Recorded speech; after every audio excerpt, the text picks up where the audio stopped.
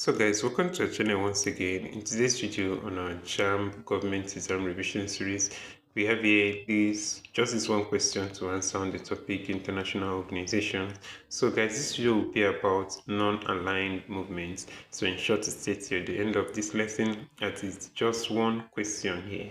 So let's go ahead and check out the question. It says, the first conference of the non-aligned movement was held in A, Belgrade, B, Bandussin, C, Havana, D, Harare.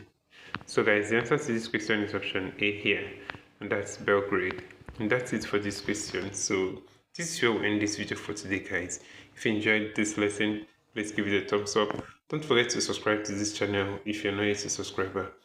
Also, if you have any specific question regarding this video, you can drop your question in the comment section below and we'll be sure to give you a response. So finally guys, I want to encourage you to join our YouTube channel community where we'll post major updates on JAMB examinations. You can join this channel community by hitting the join button below and we'll see you right there. Thank you once again for watching this video. See you on the next one.